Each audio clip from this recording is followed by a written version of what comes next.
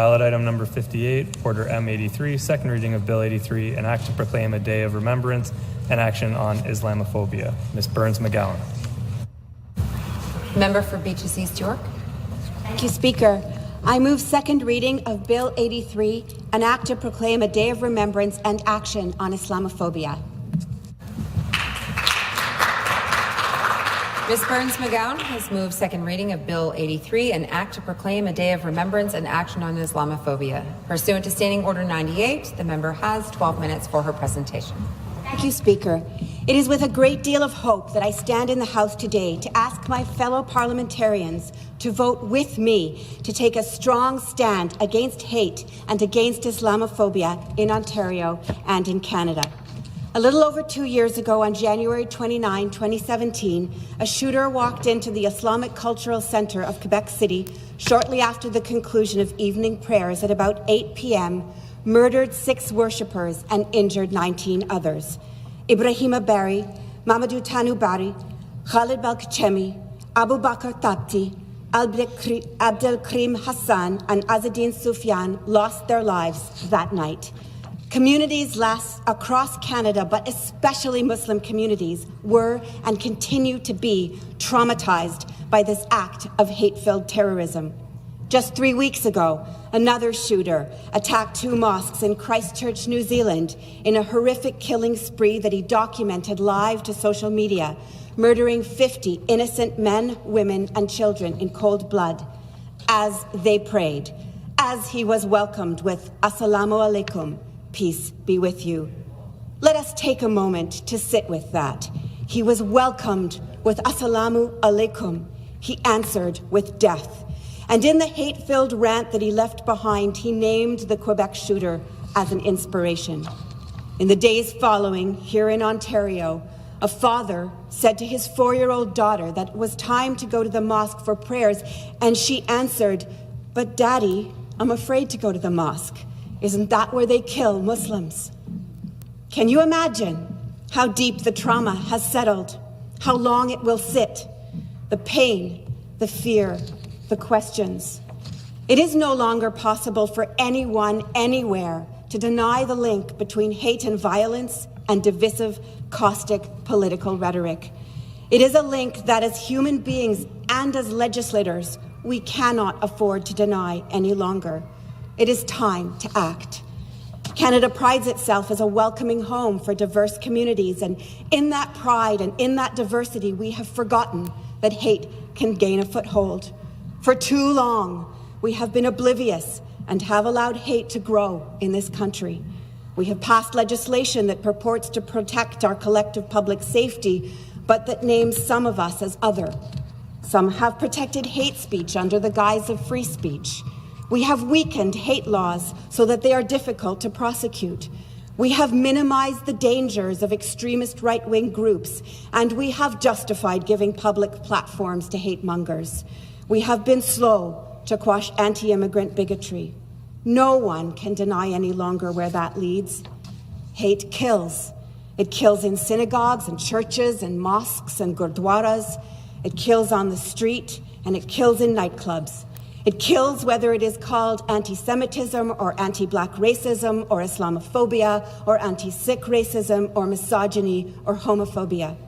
And we need to confront and eliminate all of it. All of it is odious, and all of it twists us into a society that we do not want to be. But here's the thing. We have to eliminate each part of it specifically because each form of hate manifests differently. It has the same effect. It diminishes lives, it triggers trauma, it induces fear and mistrust, and it makes all of us smaller. But it manifests specifically, and so we have to name it, and we have to confront it specifically as well.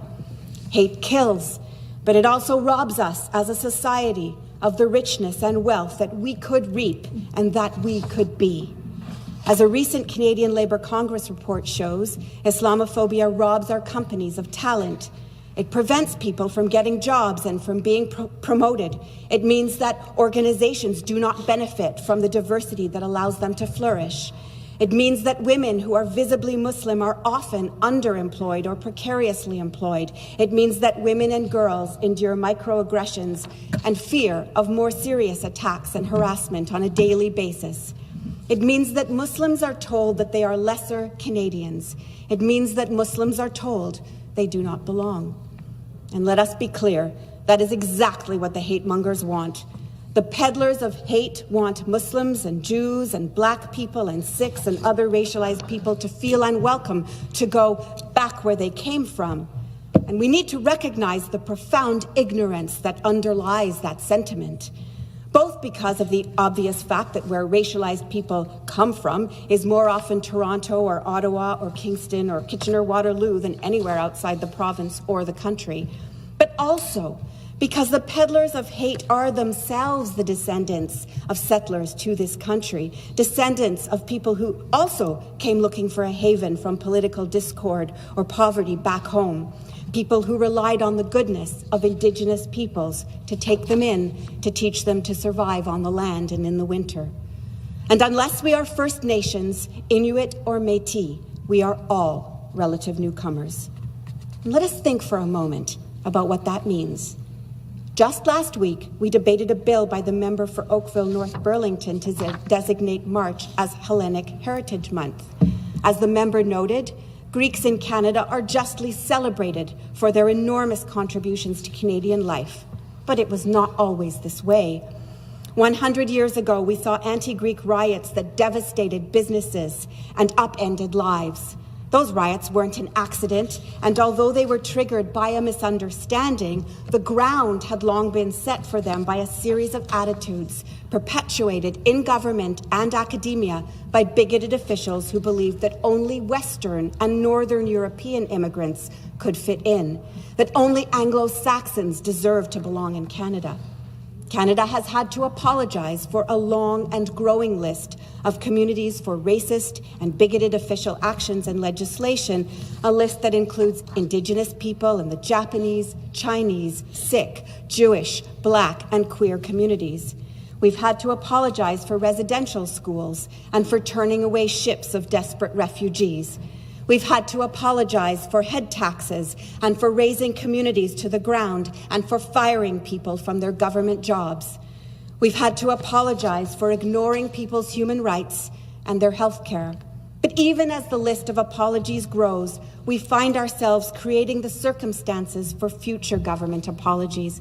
And I ask you today, let us stop. Let us be better.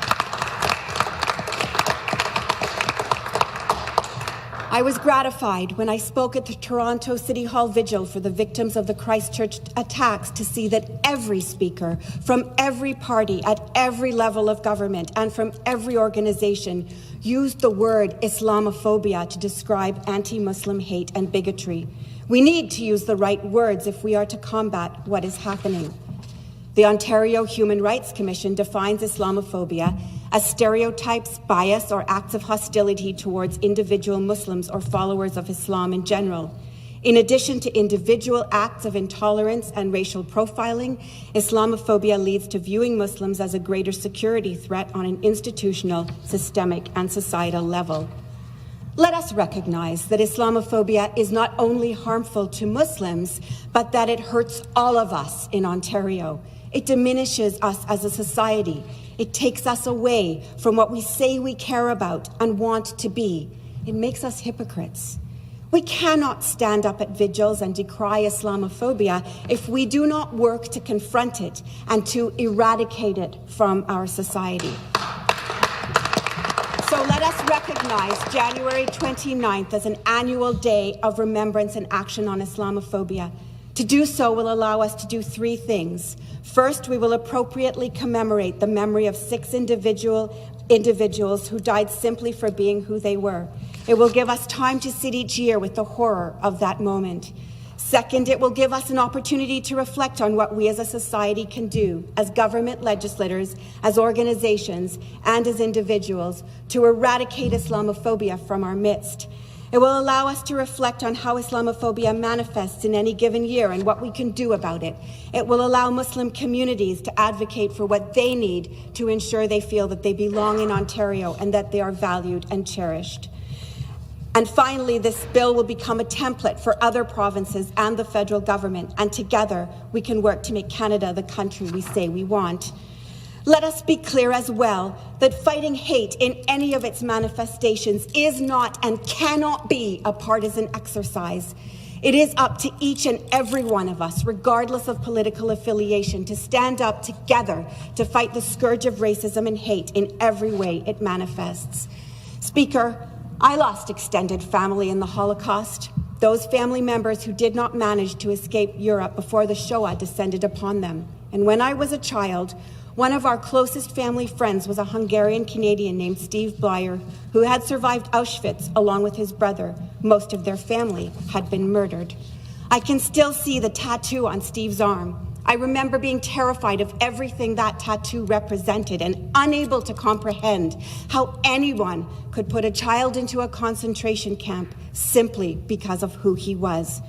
Steve was the gentlest man I have ever met, and if he felt bitterness for his experiences, he never showed it. He was grateful for his loving wife, his 2 gorgeous kids, the life he built in Canada as an architect, the cottage in the Laurentians that he designed. Later, when he began to do Holocaust education in schools, he always said, "Never again for anyone." Not never again for himself and his community, never again for anyone. It is the only way to build a society that works for everyone who lives within it. Steve is in my thoughts as I dedicate this bill to the memory of the 6 men who were murdered in Quebec City and the 50 men, women, and children who were murdered in Christchurch. Let us come together to eliminate Islamophobia for the sake of all of us. This must be an issue that unites rather than divides us. I implore my colleagues to vote with me today and to work with me to ensure that this bill is shepherded through committee and enacted into law. Every Ontarian who cares about social harmony and justice will be watching us closely. Thank you.